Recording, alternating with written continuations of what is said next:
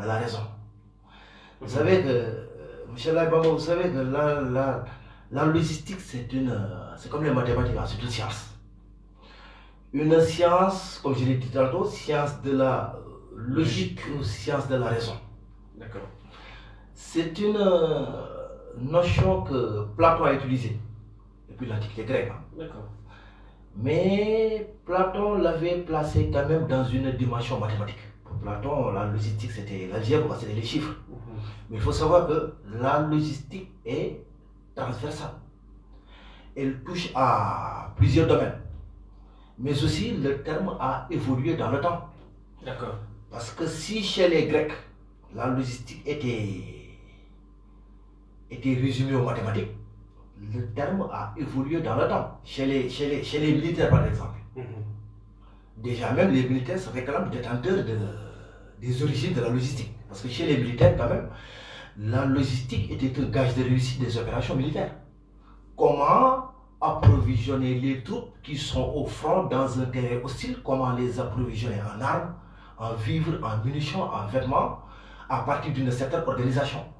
Donc chez les militaires, la logistique était un gage de réussite des opérations tactiques. Et pour donner plusieurs exemples, si vous vous rappelez très bien, le 6 juin 1944, il y a eu le fameux débarquement de Normandie. Et ce débarquement-là fait appel à une logistique quand même efficace. Ah oui, les navires, les cuirassés, comment les appelle dans le domaine des militaires, la brigade aéroportée, je ne sais pas si on le dit dans le jargon militaire, oui. etc., etc. Il fallait s'organiser pour vaincre l'ennemi, le Reich allemand, durant la Seconde Guerre mondiale. Alors, mais il faut arriver à 1990, quand même, pour bien repréciser la notion de logistique. Pourquoi? Parce que chez les uns, c'était des chiffres, chez les autres, c'était une organisation. Mais vous savez que en 1990, le monde a basculé. Exactement même le 9 novembre 1989. On était dans un monde bipolaire, dominé par les capitalistes, avec comme chef de file les États-Unis, et de l'autre côté, l'URSS, chef de file du communisme. Le 9 novembre 1989, le mur a chuté, le mur de Berlin. Vous vous rappelez, avec Mikhail Gorbatchev, Glasnost, Perestroïka, etc. Alors, quand le mur a chuté, il y a eu ce qu'on appelait l'éclatement du bloc soviétique. Le communisme a disparu. Il ne restait que le capitalisme. Et vous savez que le capitalisme était une doctrine dans laquelle les moyens de production étaient détenus par une minorité qui exploitait la majorité. D'où la célèbre phrase de Karl Marx quand il disait « Prolétaires de tous les pays, unissez-vous ». Alors, ce capitalisme-là garantissait la libre concurrence. Ce qu'on appelle aujourd'hui la mondialisation. Mais ce n'est rien d'autre que le prolongement du système capitaliste à l'échelle internationale. Alors, cette mondialisation de l'économie a fait naître quand même plusieurs entreprises. La concurrence est devenue sérieuse et très serrée. Alors, les entreprises se devaient de se réorganiser afin de produire à moindre coût, mais aussi de vendre à bas prix pour résister à la concurrence. Alors, toutes les grandes entreprises ont dû alors créer une fonction purement logistique. Alors, le rôle de cette fonction logistique, c'est simple. C'était juste d'organiser à moindre coût tout le circuit emprunté par la matière, depuis sa source d'approvisionnement jusqu'au lieu de consommation. Dans un sens quand même strict. Et c'est pourquoi on dit que la logistique consiste à l'optimisation des coûts. On dit aussi que la logistique consiste à apporter ce qu'il faut, là où il faut, mais aussi quand il faut. D'accord. Alors, maintenant, vous savez que c'est une notion, je l'ai dit tantôt, c'est une notion transversale. Il est difficile quand même de cerner la notion de logistique. C'est pourquoi après nous allons, peut-être on va en parler après, qu'il y a plusieurs logistiques quand même différentes de par leur nature et de par leur objet. Mais la logistique répond à ces trois questions. D'accord. La première est, quel produit livrer ou réceptionner? La deuxième, à quel endroit? La troisième, à quel moment et comment?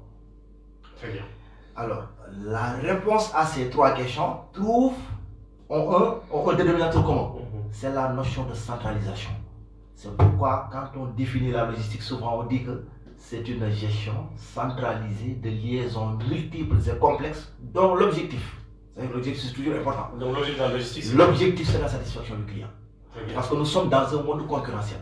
Si le client n'est pas satisfait, on va voir l'entreprise qui est à côté. Ouais. Si on parle de satisfaction de la clientèle, on parle automatiquement au marketing. Absolument. Je rappelle à tous ceux qui nous suivent que vous pouvez suivre l'émission sur la 106.1.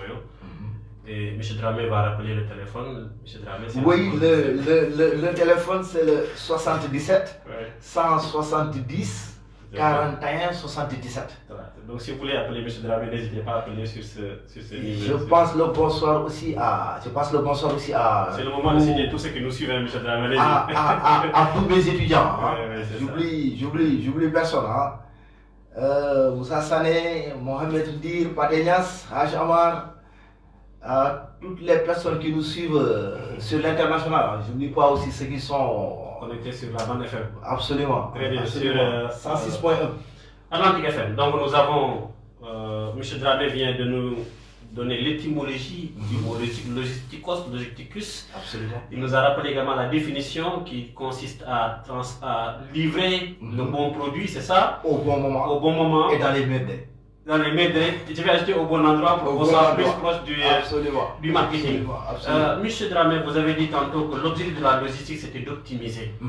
Optimiser. Est-ce qu'il est possible d'optimiser et les coûts, de minimiser les coûts et d'accroître au maximum la satisfaction de la clientèle? Est-ce que c'est possible? Mais oui, bien sûr. Parce que vous savez, un logisticien, vous savez que le logisticien, c'est la personne à qui on dit on te remet la marchandise. Ou bien il faut que tu nous produises un bien et ce bien-là, il faut le livrer à tel endroit. D'accord? Alors, ce que je dis souvent, livrer de A, prendre A pour livrer à B, tout le monde peut le faire. Mais dans le déplacement de A vers B, quels sont les choix stratégiques qu'il faudra faire afin de minimiser les coûts? Donc il faut faire des choix stratégiques pour minimiser les coûts. Quelqu'un qui ne s'y connaît pas en logistique se dit certainement c'est impossible. Parce que pour optimiser, pour maximiser la satisfaction de la clientèle, il faut forcément implanter beaucoup d'entrepôts. Il faut utiliser le moyen de transport le plus rapide. Est-ce que avec tout ce qu'il faut pour satisfaire les clients, il est possible de minimiser les coûts? Oui, mais là, vous avez dit que le choix du mode de transport le plus rapide, c'est pas forcément. Parce que le choix du mode de transport peut être conditionné par la nature de la marchandise. Tout à fait. Supposons qu'une marchandise qui a été conteneurisée dans des conteneurs de 40 pieds, de 20 pieds, tu ne peux pas utiliser la voie aérienne. Tu es obligé de passer par la voie maritime et nous savons la lenteur de la voie maritime. Ça ne pourrait pas se déteindre sur la satisfaction de la clientèle, justement. Bon, c'est une possibilité. C'est une possibilité. Nous reviendrons tout à l'heure sur les choix stratégiques en matière de logistique, M. Dramé. Tout à l'heure, je vous ai dit que la logistique est liée dans le domaine du marketing, bien sûr, au mode d'approvisionnement, si vous voulez. Il est lié au choix de l'implantation des entrepôts, il est lié au niveau des stocks, il est également lié au transport. Mais pourquoi on a choisi transport logistique et pas stock logistique ou bien approvisionnement logistique? Pourquoi transport logistique? D'accord, professeur, vous y voyez très bien. Alors, je voudrais juste peut-être terminer parce que la définition de la logistique, c'était juste dans un sens strict. Vous avez fait une définition? Oui, mais dans un sens large. Allez-y. Pourquoi les professeurs aiment des définitions larges et étroites? Oui, mais dans un souci de clarté. Oui, c'est important aussi pour les apprenants. Voilà. Parce que dans un sens strict, on peut dire que c'est une gestion centralisée de liaisons multiples et complexes dont l'objectif est de satisfaire les clients. Mais dans un sens large, on peut aller jusqu'à dire que c'est tout un ensemble. Ensemble de dispositions prises depuis l'approvisionnement en matière première jusqu'à la mise à disposition de la marchandise au client final, en passant par des maillons. Entre autres maillons, vous les avez évoqués tout à l'heure. Tout à fait. L'approvisionnement, les stocks, la distribution, entre autres la conteneurisation, les assurances, la douane, etc. Bref, La logistique consiste à apporter ce qu'il faut, là où il faut et quand il faut. J'ai souvent l'habitude de dire aux étudiants que tous les grands tacticiens du football le définissent comme étant de l'intelligence en mouvement. Moi, j'ai l'habitude de dire aux étudiants que la logistique, c'est de l'intelligence en suivant le mouvement de la marchandise. Parce qu'à tout moment, le logiciel doit faire des choix et les choix doivent être appropriés, dépendant de plusieurs paramètres dont on va évoquer après, bien sûr. Alors, pour revenir sur votre question, pourquoi transport logistique? Je précise une chose. Souvent, je le vois dans les manuels, je le vois souvent dans des instituts, tout ça. Il faut éviter de dire transport et logistique. Parce qu'en disant transport et logistique, on les dissocie. Transport logistique seulement suffit. Pourquoi? Parce que la logistique est une science, mais le transport est une activité, fait partie des maillons de la logistique. Alors, pourquoi les deux sont indissociables? Parce que vous savez que en matière de logistique, il y a 3 types de flux. Il y a les flux d'information, il y a les flux financiers, mais aussi il y a les flux physiques. Les flux physiques concernent le transport et le stockage. Alors, le transport est le maillon le plus sensible de la chaîne logistique. Pourquoi? Oui, parce que le transport, quand même, intervient plusieurs fois. D'abord, vous savez que c'est un transport. Si on doit produire un bien, c'est un transporteur qui doit aller chercher la matière première pour l'amener au lieu de production. C'est un transporteur qui va chercher une série de biens intermédiaires entrant dans la fabrication. Après production, on a produit fini ou semi-fini, c'est un transporteur qui va le déplacer du lieu de production au lieu d'emballage. Après emballage, c'est un transporteur qui va le déplacer du lieu d'emballage au lieu d'expédition, ce qu'on a l'habitude d'appeler le préacheminement. Vous l'amenez dans un port, dans un aéroport. C'est un autre transporteur qui va le déplacer sur l'international, ce qu'on appelle les transports overseas en anglais, le transport principal. Arrivé à destination, c'est un transporteur qui va le livrer à un grossiste.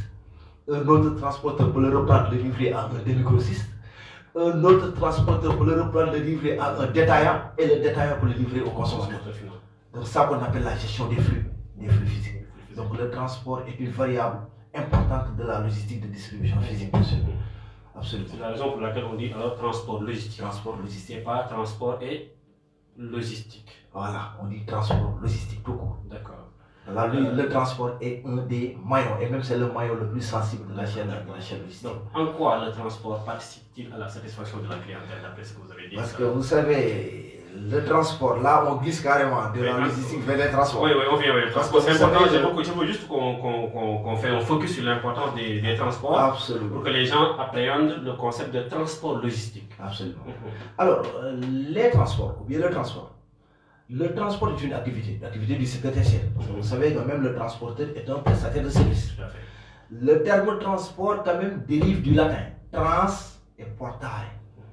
Trans désignant au-delà, portare c'est le verbe porter. Donc le transport dans un sens strict est le fait de porter quelqu'un ou quelque chose d'un endroit à un autre. Mais dans un sens large quand même, le transport est toute activité par laquelle une personne physique ou morale déplace des personnes ou bien des marchandises d'un point A à un point B. Bien sûr, en utilisant des véhicules réglementaires. Parce que vous savez que l'organisation des transports accepte certains véhicules. C'est ce que les conventions internationales traitent d'ailleurs. Quand ils parlent pour le transport routier, quand ils parlent des précisants transport routier de marchandises, quand ils parlent des camions, des remorques, des semi-remorques, pour les transports maritimes, quand on parle de navires, pour le transport fluvial, quand on parle de bateaux, le transport aérien, quand on parle d'avion, le transport ferroviaire, quand on parle de wagons et de locomotives, bien sûr. Donc le transport quand même joue un rôle fondamental. Parce que après production, c'est le transporteur qui va déplacer le produit. Et même si on doit livrer au niveau des stocks, c'est aussi un rôle le rôle du transporteur. C'est pourquoi le stock et le transport font partie de ce qu'on appelle la gestion des flux physiques. La gestion des flux physiques. Monsieur Graham, tout à l'heure vous avez dit que la logistique c'est l'ensemble des activités qui concourent à l'acheminement du produit depuis le stade de fabrication jusqu'au stade de consommation, c'est bien cela? Absolument. Et apparemment, vous avez essayé de décrire une chaîne qui me rappelle un peu la supply chain. Absolument. C'est ça? Absolument. Comment on est passé de logistique à supply chain? Là, vous êtes carrément dedans. Là, vous êtes carrément dedans. Et nous, en marketing, on ne parle plus de supply chain, hein. On parle de flux de satisfaction de la clientèle. Parce que l'objectif définitif, comme vous l'avez dit, c'est la satisfaction de la clientèle. Alors, vous savez que la logistique, traditionnellement, était une activité de mise à disposition de la marchandise au client final, pour la satisfaire d'ailleurs. Mais c'était donc une livraison. Une livraison, voilà. Mais vers la fin des années 90, début 2000, on est passé de la logistique à la supply chain. From logistique to supply chain. D'accord. Alors, comment on est passé d'une logistique à une gestion de la chaîne logistique? Parce que la supply chain, on le définit comme étant la gestion de la chaîne logistique. Mais c'est parce qu'il y a eu une révolution numérique, une révolution technologique, une révolution, je dirais même, digitale. Parce que de la logistique à la supply chain, la logistique s'est digitalisée. Parce que désormais, quand même, on a de nouveaux outils, des outils informatiques qu'on appelle Application Planning System, permettant de piloter, de mesurer et d'exécuter chacun des maillons de la chaîne. À titre d'exemple, les grandes sociétés de transport, et même en dehors des sociétés de transport, oui, Max Line, le numéro 1 mondial du transport maritime, même vous voyez les écoles de formation qui disposent d'un parc automobile, des bus, prends l'exemple des Maris, l'exemple des IMSUC, tout ça. Ils peuvent aussi faire une gestion de parc automobile. Ils disposent d'un logiciel qu'on appelle TMS, Transport Management System. Alors ce logiciel-là leur permet de bien gérer le parc automobile. Au niveau des stocks ou bien des entrepôts, je peux citer le Warehousing Management System. Au niveau de la douane, je peux citer le système, ce qu'on appelle le Guided, la gestion automatisée des informations douanières et des échanges. On l'appelle même Guided 2000. Donc avec la supply chain, c'est allé beaucoup plus vite. Mais aussi, c'est devenu beaucoup plus étendu. C'est pourquoi avec la supply chain, on dit que c'est la suite des étapes de la production et de la distribution de produits depuis le fournisseur, du fournisseur jusqu'au client du client. Parce que désormais, la société a la possibilité de s'impliquer, la société a la possibilité de mesurer, la société a la possibilité quand même de regarder cette chaîne d'une manière globale. Pourquoi? Parce que disposant d'outils informatiques, bien sûr. Et c'est pourquoi d'ailleurs, avec la supply chain, on va commencer à parler de ce qu'on appelle la politique du just in time, avec les fameux 5-0. Désormais, zéro stock, zéro papier, zéro panne, zéro défaut et zéro délai. Très bien, très bien. Je n'oublie pas maintenant l'externalisation, la délocalisation de la production, etc. Nous, en marketing, on est sur le zéro mépris. Zéro mépris, tout le monde est content. D'accord, tout le monde doit être content. Très bien. Je rappelle que vous êtes sur. On est où, M. Dramé? On est sur Atlantic FM 106.1. Le numéro de téléphone, c'est le 77 170 41 77. Donc, vous pouvez appeler M. Dramé sur le 77 170 41 77. M. Dramé, depuis le début de l'émission, je vois que vous dites la logistique. Est-ce que c'est correct de dire la logistique ou bien on dit les logistiques? Parce que vous parlez de logistique militaire, logistique humanitaire. Est-ce qu'on peut parler de plusieurs logistiques? Oui, là, vous avez parfaitement raison. On peut dire les logistiques. Les logistiques. Quels sont les types de logistiques qui existent? Il y a plusieurs logistiques différentes de par leur nature et de par leur objet. Je peux citer, elles sont nombreuses. Elles sont nombreuses, on va citer quelques. La logistique d'approvisionnement. La logistique d'approvisionnement général. La différence c'est quoi? C'est que la logistique d'approvisionnement, c'est l'affaire des industries lourdes. Exemple, Peugeot, Citroën, ils ont besoin de matières premières comme le fer, l'acier, tout ça. Mais la logistique d'approvisionnement général, c'est pour les services et les administrations. Ça concerne souvent les mobiliers. Il y a la logistique des stocks, chère à mon ami Salo, qu'on appelle aussi gestion des stocks. Il y a la logistique de production, il y a la logistique de distribution physique. On appelle la logistique commerciale. Absolument. La logistique commerciale, nous. Logistique commerciale, oui, d'accord. Oui. Il y a cette logistique humanitaire. Peut-être qu'on va en parler après avec le Covid. Oui, il faut qu'on parle du Covid. La logistique pétrolière, la logistique gazière, la logistique hospitalière, la logistique industrielle, Très bien. le soutien logistique qu'on oublie souvent aussi. Parce que le soutien logistique aussi. Il y a un appel, M. Dramé. Oui. Bonsoir. On peut continuer, il est parti là. Bon, insistez, vous pouvez continuer à Bonsoir. appeler, M. Vous Dramé. pouvez appeler sur, au 77 170 41 77. Bien, Bonsoir, M. Mokhtar Thiam. Bien, Bonsoir, M. Mbakegui. Ouais. Alors, je disais que le soutien logistique, ça c'est l'affaire des sociétés aéronautiques. Je vais prendre l'exemple de la société Airbus. Airbus, oui. Vous savez que Airbus et Boeing, c'est les deux géants. Airbus et Boeing pratiquement ont fabriqué. Oui, prenez l'appel. Oui, bonsoir. Allô, bonsoir. Bonsoir monsieur, vous allez bien? Ça va très bien. Merci. Votre nom s'il vous plaît? Allô? Oui, bonsoir, on vous entend très bien.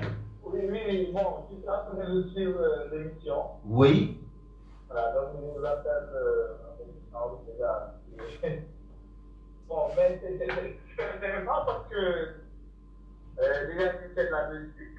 Absolument. Allô? Oui, on s'écoute. Allô? Alors oui, on vous reçoit très bien. Hein? Oui, je dis que. Allô? Allez-y, monsieur, allez-y, parlez. Donc j'ai fait de la logistique de management portuaire. Ah, ok. D'accord. Je trouve que l'émission est une émission très importante et puis qui vient à son heure. Merci. Absolument. Surtout dans le contexte de cette pandémie, qui démontre encore une fois que les gens doivent être un peu plus efficaces dans leur travail. Oui. Allô? Bon, Oui. pas du tout, là. Quand je vous parle, je ne sais pas si vous m'entendez. Oui, nous On vous vous entend entendons très bien, monsieur. très bien. Allez-y, déroulez. J'ai même une question pour vous. Déroulez.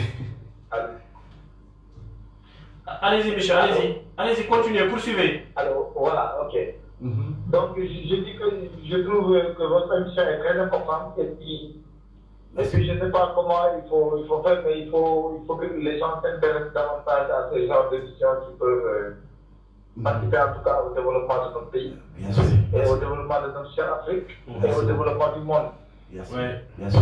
Bien sûr. Voilà. Et donc la pandémie, je disais que ça a démontré encore une fois que les gens doivent s'intéresser davantage à l'efficacité de leur travail. Absolument. Absolument. Ne pas perdre du temps, et ne pas privilégier les déplacements. Donc on ne se déplace que quand c'est nécessaire. Très bien. Et puis toutes ces notions-là, ou tout ce bagage-là, on peut l'avoir qu'avec en tout cas des connaissances profondes de la logistique. Oui. Tout à fait. Voilà, la logistique, voilà. La logistique et le supply chain, comme tout à l'heure vous avez dit. Absolument. Absolument. Bon, je ne sais pas, parce que là, je suis tombé sur l'émission en captant la radio. Oui, merci. Et puis voilà, j'encourage, et puis franchement, je suis très content en tant que Merci. quelqu'un qui fait de la musique. Je suis très content d'entendre ça et j'encourage M. Tramé et Merci. le marketeur qui a fait le Monsieur travail. Laïba Moussek. Merci beaucoup. Allez-y, continuez. Poursuivez, monsieur. Voilà, c'est ça. Bon, il n'y a pas de retour, mais il faut que j'allume la radio peut-être pour entendre. On vous entend très bien. On vous entend, allez-y, monsieur, Voilà, allez-y. ok, vous m'entendez, ok. Oui. Et donc le marketing ne peut pas se détacher de la logistique. Bon, Tout à fait. Vous avez raison. Vous avez parfaitement raison. Voilà, donc pour ça, ne peut pas se détacher. Du début jusqu'à la fin donc, de la chaîne logistique, il y a un marketeur qui agit. Parce que même si, par exemple, vous dites que le transporteur c'est un prestataire, voilà, mais ce transporteur qui est prestataire, à un certain moment, on peut le considérer comme un client. Allô? Tout à fait, vous avez parfaitement raison. Allez-y. Voilà, donc il faut que le transporteur soit satisfait, il faut mesurer son degré de satisfaction, il faut qu'il soit motivé, il faut que le fournisseur donc, soit satisfait de l'opération, avec les différentes opérations qu'on a eu à faire donc, depuis la commande, voilà. Oui. Donc, la manière dont on passe la commande, le temps où on va passer la commande. Effectivement. Voilà, donc il faut qu'ils s'organisent, puis le transporteur, le client final, il faut que, sur toute la chaîne, il faut que les gens comprennent aussi le degré de satisfaction. Et malheureusement, les gens n'ont pas très bien intégré cette partie. Donc, en tout cas, dans les opérations commerciales, par exemple. Effectivement. Vous avez parfaitement raison. Allô? Oui, on vous entend, Michel. Voilà, donc, je n'ai pas pu m'empêcher en tout cas de réagir. Et puis, Oui, voilà, mais ça fait plaisir. Ça fait plaisir de ne vous pas entendre. tenir donc, j'encourage, et puis, franchement, je suis très content d'entendre en tout cas. Le plaisir est partagé. Le plaisir est partagé. Donc, Vous pouvez rappeler votre nom? Oumar Seydi. Oumar Seydi. Oumar Seydi, oui. Monsieur Seydi, restez connecté sur la 106.1. Nous sommes toujours là pour parler de management, du marketing, de la logistique, du commerce, de la comptabilité, de la finance, du droit des affaires. Chaque lundi, jeudi et samedi à partir de 21h. Lundi, jeudi, samedi, à partir de 21h. Oui. Ok, c'est super alors. Ok. Et actuellement, comment vous vivez le Covid ou bien la Covid au niveau du port? Bon, non, je ne suis pas au port en ce moment. Ok. Mais vous travaillez, vous travaillez dans la logistique? Oui. Quels sont les enseignements logistiques qu'on peut tirer de la Covid? La question, je vais la poser tout à l'heure à mon vis-à-vis. Une pierre deux coups. J'ai dit, quels sont les enseignements qu'on peut tirer de cette Covid-là en matière de logistique? En matière logistique, bon, c'est comme j'ai dit tout à l'heure, en fait, on a démontré encore une fois que bon, en fait, je ne sais pas, les gens, il faut que. Il y a eu assez de perte de temps, de perte d'énergie.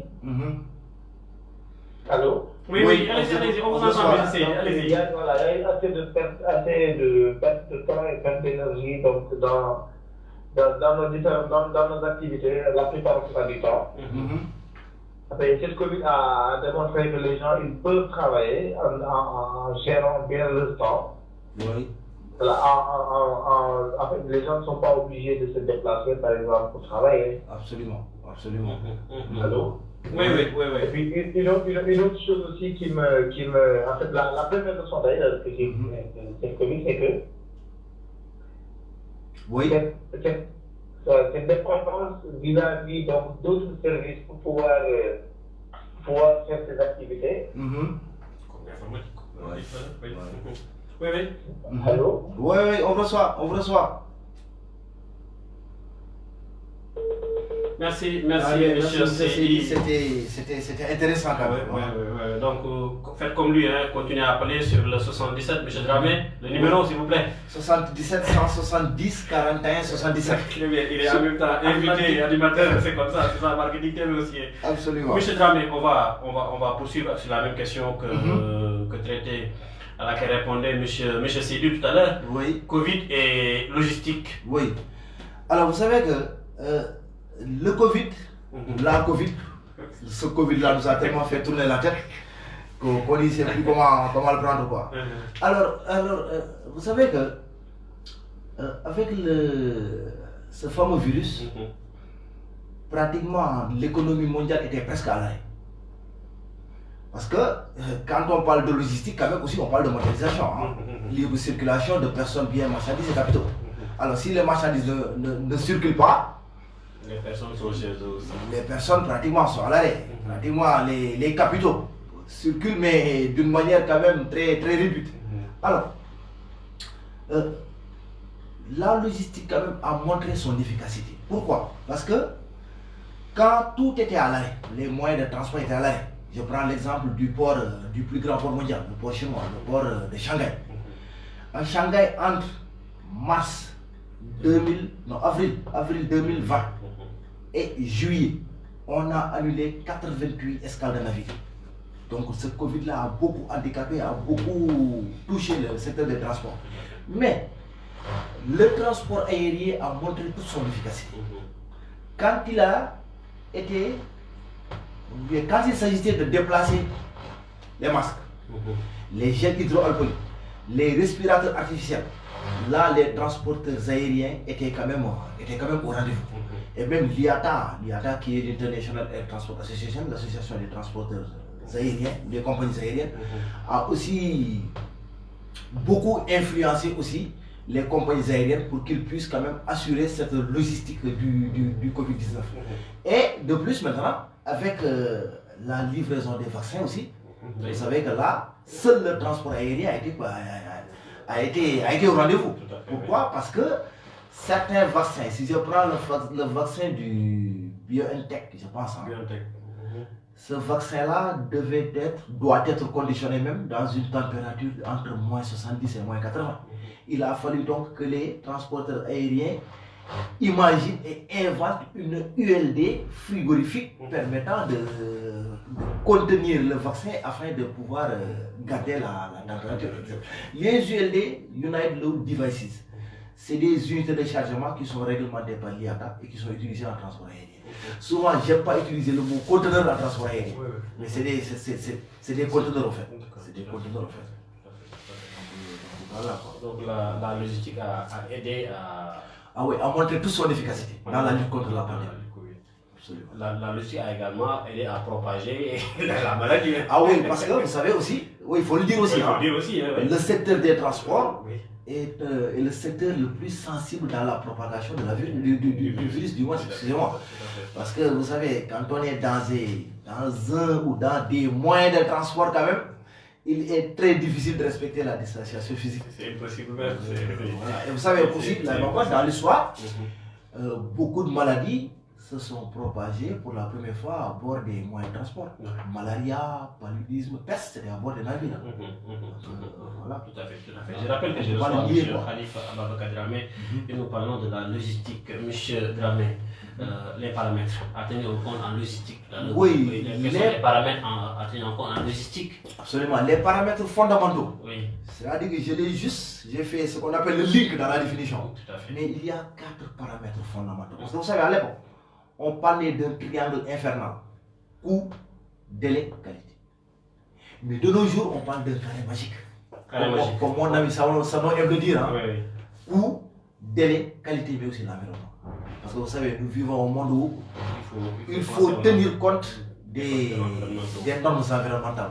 Ça, c'est fondamental.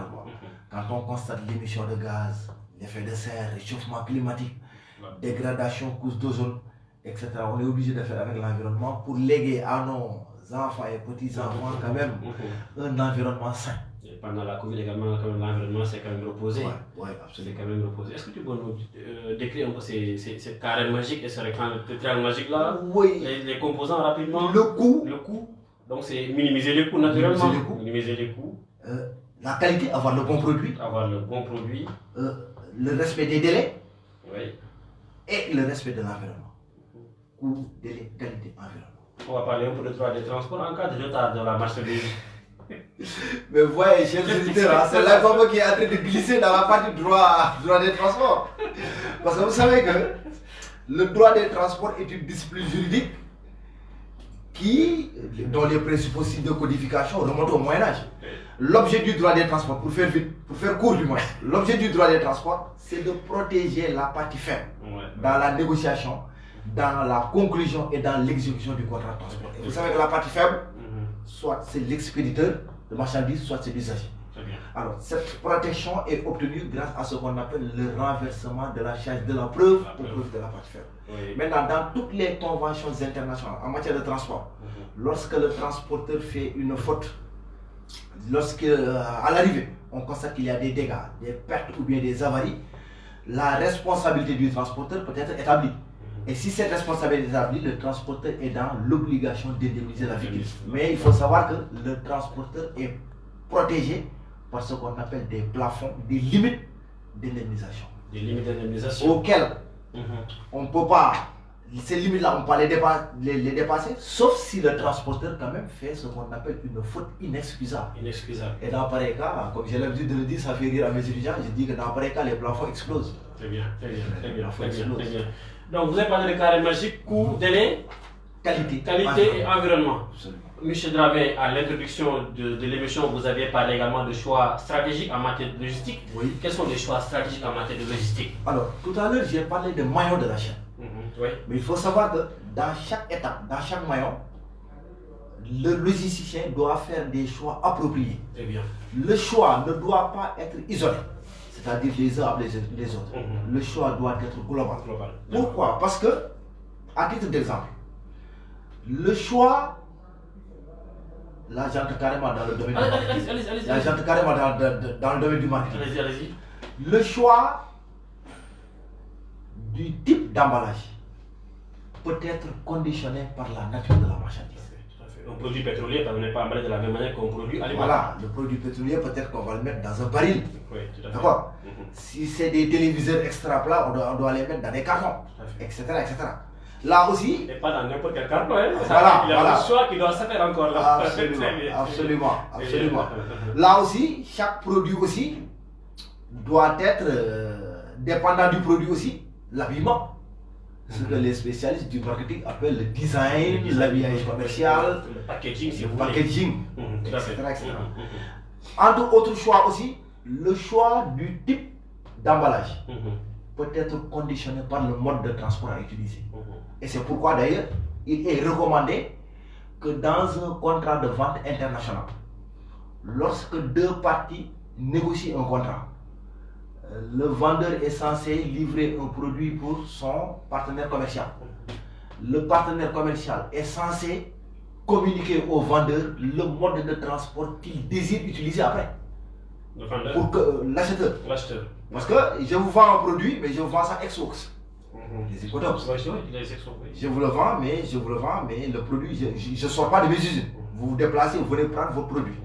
Mais après, vous, acheteurs, vous devez négocier des contrats de transport, surtout si c'est sur l'international. Mais vous devez me communiquer le mode de transport que vous désirez utiliser après, pour que je puisse tenir compte quand je dois confectionner l'emballage. Parce que vous savez que l'emballage maritime est toujours beaucoup plus sophistiqué. Tout à fait. De par les risques, périls et dangers en mer. L'emballage d'une marchandise qui doit passer par voie aérienne n'est pas très sophistiqué. Pourquoi? Parce que la marchandise voyage à l'intérieur de la soupe de l'avion, bien sûr. Donc, vous voyez, aussi le choix du mode de transport. Parce qu'il faudra faire 3 choix de mode de transport. Aussi bien pour la phase préliminaire, la phase principale et la phase finale. Nous, logiciens, ce qu'on a l'habitude d'appeler le pré-acheminement, le transport principal et le post-acheminement. On appelle le sell-in et le sell-out. Ah, oui. Voilà, très bien. Oui. Très bien. On se retrouve quoi. Oui, on se retrouve. Et nous sommes là à Atlantique FM, la 106.1. Il y a aussi des choix à faire sur les intermédiaires associés à l'opération. Les transitaires, les commissionnaires agréés en douane, les commissionnaires de transport, les multimodal transport opérateurs, les manutentionnaires, etc. Les assureurs. Tout à fait. Etc. Voilà, M. Dramé, tout à l'heure vous avez parlé des types de transport, profitez-en pour vous parler des différents types de des différents moyens de transport ou modes de transport. Les modes de transport. Qu'est-ce qui est le plus correct, mode ou moyen?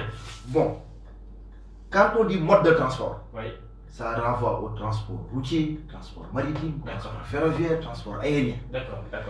Mais quand on dit moyen de transport, c'est l'engin utilisé pour déplacer la marchandise et les passagers. Donc parlons des modes, c'est plus simple, je crois. Voilà. Mais quand on parle des modes, on ne peut pas éviter aussi de parler des moyens. Parlons des deux alors, des moyens et des modes. Parce que quand on parle de mode de transport, l'idéal serait de parler quand même un peu des caractéristiques techniques. Alors, les moyens de transport, vous savez, vous le savez comme moi, chaque mode de transport peut prendre quand même 3 heures d'émission. Les modes, n'est-ce pas, c'est 5 modes de transport? 5 modes de transport classiques. Si Oui, absolument. 5 modes de transport classiques. Le rail, le transport ferroviaire. Très bien. La route. Le transport routier. Le transport aérien. Le transport aérien. Maritime. Le transport maritime. Et le pipeline. Et le transport fluvial. Et le pipeline, c'est les 5 modes de transport classiques. Ok. Maintenant, vous avez bien fait de nous rappeler les transports par conduite. Ok, par conduite. Ah oui, parce que c'est important là. Très bien. On l'oublie souvent, mais c'est extrêmement important. Tout à fait. Les transports par conduite, les gazoducs, les oléoducs, les aqueducs et les pipelines. Très important. Et actuellement, vous savez qu'il y a à peu près 10 jours, 2 semaines, un navire du nord de Ever Given était bloqué au niveau du canal de Suez. Vous savez que le canal de Suez est un passage stratégique entre le golfe arabo-persique et la mer Méditerranée, c'est-à-dire la mer Rouge et la mer Méditerranée. Les Européens et les Américains sont en train d'étudier la construction d'un pipeline de plusieurs milliers de kilomètres qui relierait Bilbao à Baltimore. Bilbao au sud de l'Espagne, Baltimore dans l'état du Maryland, pour le transport, le déplacement du pétrole, du gaz, pour éviter quand même, parce que vous savez, les tankers, c'est les navires pétroliers, prennent du temps, et puis c'est des gros porteurs, et puis ça prend du temps. Parfois, au niveau de Suez, il y a un problème, ils sont obligés de contourner l'Afrique par le cap de Bonne-Espérance. Et ça allonge encore les délais. Et vous savez qu'en matière de transport, comme en matière d'affaires d'ailleurs, en matière de marketing, plus les délais sont longs, il y a des frais financiers qui courent. Ah oui, qui perdent du temps, perdent de l'argent. Mais la caution du pipeline également va coûter des milliards. Sur combien d'années ce sera amorti? Est-ce que ça ne va pas se ressentir également sur le prix du pétrole? Mais vous savez, oui, ça va se répercuter forcément sur le prix du pétrole. À court terme, peut-être à moyen terme, mais à long terme, on pourra amortir. Absolument, absolument. Parce que vous savez, même, regardez, même le navire qui a bloqué le canal, mais il y a eu une hausse de 6% à l'espace d'une semaine sur le prix du baril du pétrole. Pour vous montrer que le transport maritime, quand même, on dit même que le transport maritime est toujours au cœur des enjeux géostratégiques. Très bien, très bien. Transport maritime. Alors, les modes de transport. Le transport routier. Commençons par les terrestres. Je crois qu'on va faire des émissions pour chaque type de transport, comme on l'a fait pour le maritime il y a 2 ans. On est là, oui. Parce que chaque mode de transport, quand même, mérite de prendre le temps nécessaire. Des heures d'émission. Mais le transport routier, il est effectué par des véhicules automobiles simples, qu'on appelle les camions, des remorques, des véhicules longs, remorques, semi-remorques. D'accord. C'est un mode de transport qui est caractérisé par sa souplesse et par sa rapidité. Il y a un appel. Allez-y. Il y a un appel? C'est un mode de transport qui est caractérisé par sa souplesse et par sa rapidité. Et vous savez que le transport routier, quand même, peut faire ce qu'on appelle le porte-à-porte technique. C'est d'ailleurs le seul mode qui est capable d'effectuer le service du porte-à-porte sans qu'il y ait rupture au niveau de la chaîne. D'accord. Le transport routier. L'autre mode de transport terrestre, c'est le ferroviaire. Alors, c'est un mode de transport extrêmement important. Pourquoi? Mais très lent aussi. Bon, dépendant de la capacité de charge. Dépendant de la charge. Parce que le moyen de transport terrestre le plus rapide, il est ferroviaire, le TGV. D'accord.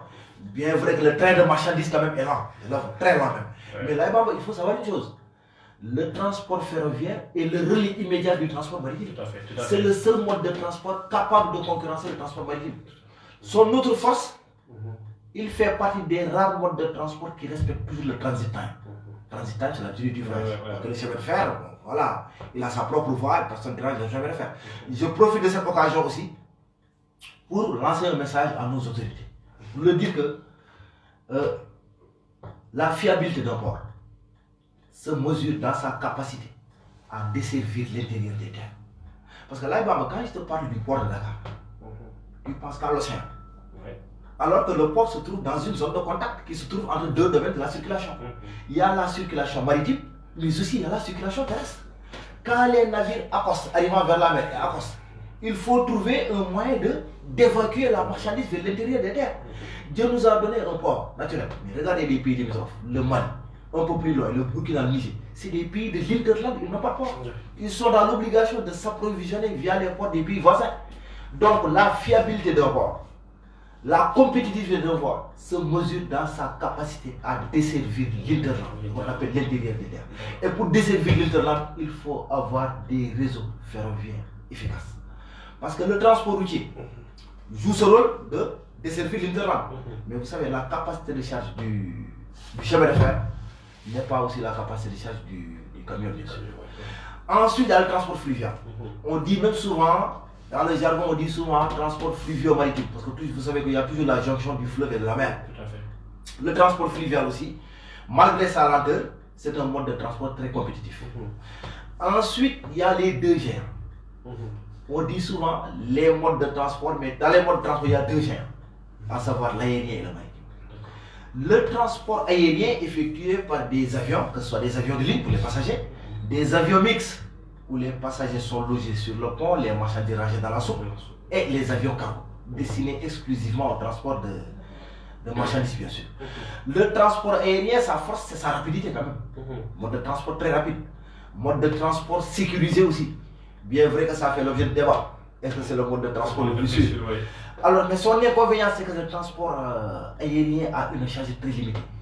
Le plus gros avion civil au monde, l'Airbus A380, sa version cargo, la Bamba ne peut transporter que 150 tonnes de marchandises.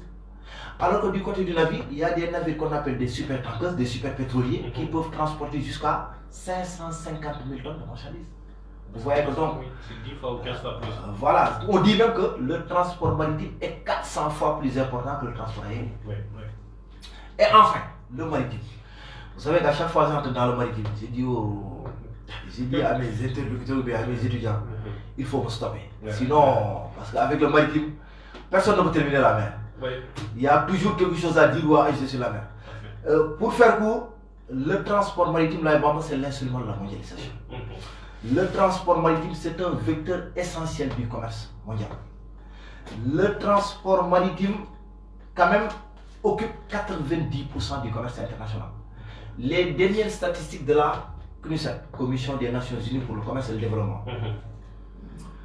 ces chiffres disent que le transport maritime en volume, c'est 10 milliards de tonnes de marchandises transportées chaque année. 10 milliards de tonnes. 10 milliards de tonnes. En valeur, c'est près de 1600 milliards d'euros. La flotte mondiale, c'est 89 464 navires. Et dans le commerce international, le transport maritime occupe 90% du commerce international. La force du transport maritime, c'est qu'il dispose de tout type de navires pour toutes sortes de marchandises. Le fret maritime, le prix du transport, il est fiable. Et surtout maintenant, l'arrivée du conteneur. Parce qu'avec la conteneurisation quand même, on a pu trouver une boîte métallique capable de sécuriser la marchandise depuis le fournisseur du fournisseur jusqu'au client du client. D'accord. Entre autres avantages aussi, il y a le rôle joué aussi par les ports. Et aussi, les armateurs peuvent desservir tous les ports du monde. Tu as cité tout à l'heure le numéro 1 mondial, le danois Max Lines. Ça, c'est les véritables acteurs du transport maritime. Max Lines, MSC, China Shipping Container Lines, Costco Container Lines, Hapag Lloyd, CMA CGM, Evergreen, etc. Voilà, j'espère que nous sommes au terme de cette émission. On va parcourir les questions posées par les internautes. Monsieur Dramé, si vous n'avez pas un autre point à aborder, je crois qu'on a fait le tour des différentes questions. Oui, dans ces introductives, parce qu'on va, Monsieur Dramé va revenir, Monsieur Djahadé va revenir. Ah oui. Notre ami de droit également, le professeur de droit. Monsieur Madio, Monsieur Madio, de l'occasion pour le saluer aussi. Bakigé également. Professeur Bakigé, Monsieur Salon. Oui, le doyen Sono viendra. Oui, c'est ça. Cheikh Tidiane Diakhaté, Monsieur Ibrahim Ndiaye. Ibrahim Ndiaye aussi sera là. Ah oui. Et je rappelle que le Monsieur Djam Mokhtar, spécialiste de la douane. Très bien. Djambo Fall aussi, hein. Oui, tout à fait. Spécialiste de la douane. C'est la famille logistique. Et mon ami et frère Monsieur Ibrahim Ndiaye et Monsieur Yoro Chiberwadou aussi pour nous faire des émissions sur la fiscalité et la finance. Sur la fiscalité. Oui, et je crois que maintenant le rendez-vous c'est ici sur Atlantic FM. Ça va permettre à ceux qui n'ont pas la connexion, suffisamment de connexion, de pouvoir suivre gratuitement sur la bande FM. Vous avez beaucoup de questions sur les commentaires. Il y a aussi le monsieur là qui avait animé l'émission sur le parc. Monsieur Biran Bouch, voilà. Gestion du parc automobile. Il faut qu'il revienne pour continuer. Biran Bouch, il faut qu'il revienne également. Je rappelle que le samedi prochain, vous allez avoir l'équipe marketing avec Matara Massignan, Khalifa Diaby et Mohamed Mouitabakan. Moi, je vais me retirer, ils seront là pour animer l'émission du samedi. Il y a beaucoup de questions, M. Dramé. Oui, je suis en train de... Avec la mondialisation, le concours, au gigantisme, les navires, nous sommes en train de défier la dame nature.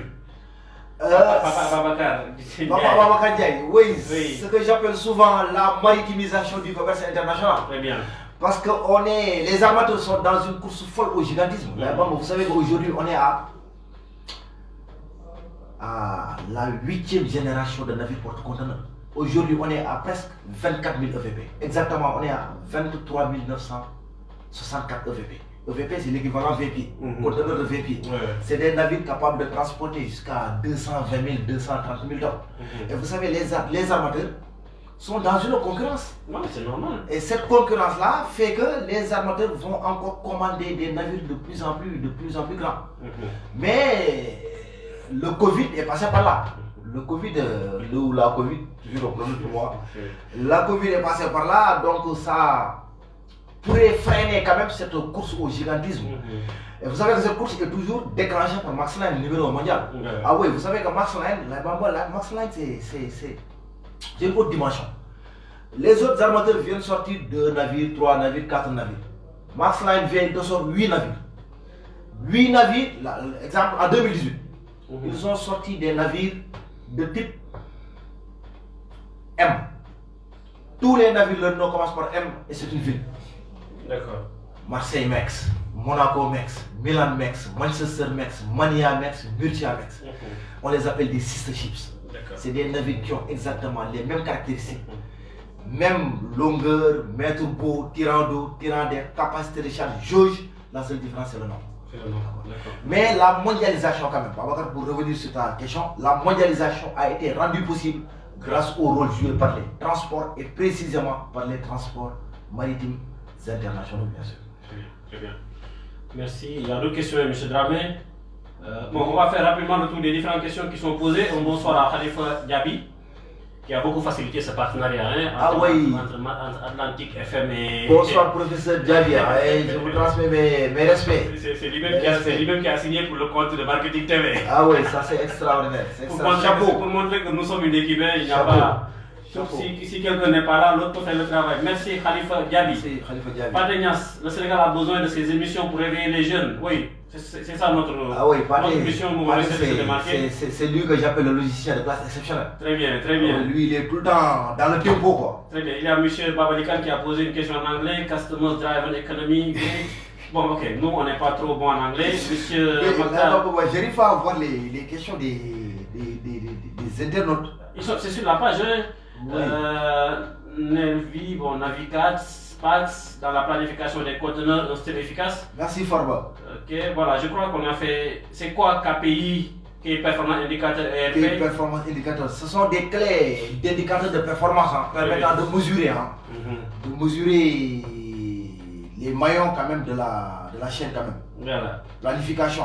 Pourquoi on dit que la logistique est transversale? Je crois que M. Dramé a répondu à la question. Oui, ça touche à beaucoup de domaines. Beaucoup de domaines. Et même du marketing et de la comptabilité. Aujourd'hui de l'informatique, il vient de le dire.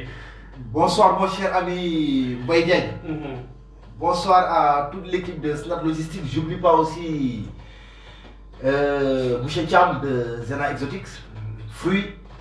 Et à tous mes collègues et amis de l'institution Saint-Jean d'Arc, Martine Saleh, Solène Boulard, Semounia Aimé, j'oublie personne, et Sud Afrique aussi, Madame Sar, Awa Saleh, Ignace, Bass, et à tout le personnel, Ramatoulaye, Abi, j'oublie personne. Et mais bonsoir à M. Mengo aussi. Voilà, M. Dramé, votre dernier mot avant qu'on ne clôture cette première émission synchronisée sur Marketing TV Monde et sur toujours ravi, toujours ravi d'être en face de la Bambasek, qui m'inspire beaucoup, qui me facilite aussi beaucoup la tâche. Malgré nos emplois de temps compliqués, malgré les difficultés de l'embouteillage et tout ça, on a pu respecter le rendez-vous quoi. Je rappelle seulement que depuis l'autre émission, c'est pas vu. Hein? Ah oui, depuis l'autre émission à la gare ferroviaire. Oui, la gare ferroviaire. La gare ferroviaire, absolument. C'est ça. Mais merci beaucoup pour ce travail parce que comme M. Sid l'a dit tout à l'heure, comme Patenis l'a dit tout à l'heure, ce pays a besoin de ça. Parce qu'on a parlé tantôt de l'emploi des jeunes, tout ça, mais aussi l'éveil des consciences aussi là-bas, c'est important. L'éveil des consciences surtout, et surtout apporter aux jeunes ce dont ils ont besoin.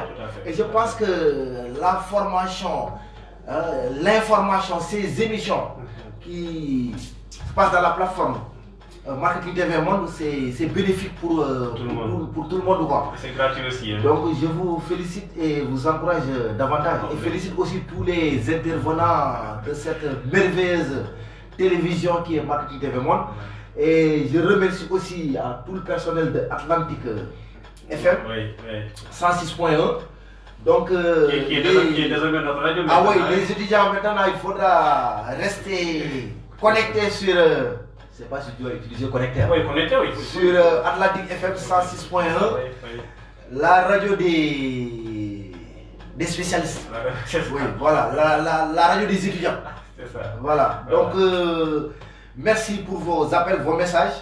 Et merci aussi pour les partages, bien sûr. Voilà, merci également, M. Dramé, d'avoir accepté l'invitation sur ta propre télévision. Ce n'est pas la mienne, c'est pas maintenant. Le plaisir est toujours Voilà, donc merci également à vous, chers auditeurs d'Atlantic FM et chers followers de Marketing TV. Donc je rappelle que Marketing TV revient dans Atlantic FM le week-end avec le trio de choc, Matar Massigna, Khalifa Diaby et Mohamed Mouitabakan. Ah, ça c'est du lourd. Là. Ça c'est du très lourd. Ça c'est du très lourd. Et peut-être la semaine prochaine, nous allons également vous informer du programme du Ramadan parce qu'également il faut qu'on organise les ndogou sur Marketing TV comme on le faisait l'année dernière pendant la Covid. Ah oui, à la fin de la Covid. Pendant la Covid, après les retours, vous vous rappelez? Oui, on a fait des émissions. On a fait des émissions après 20h. Absolument. Voilà, cette année maintenant, on va essayer de trouver une nouvelle formule. Absolument. En tout cas, merci à tous ceux qui nous suivent sur les deux plateformes. Et excellente soirée. Merci beaucoup. Merci à tout le monde et bonne soirée à vous et à vos familles. Merci. Et bisous à la petite Khadija. Merci beaucoup. Merci.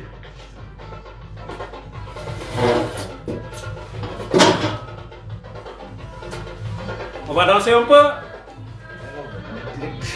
On va danser là,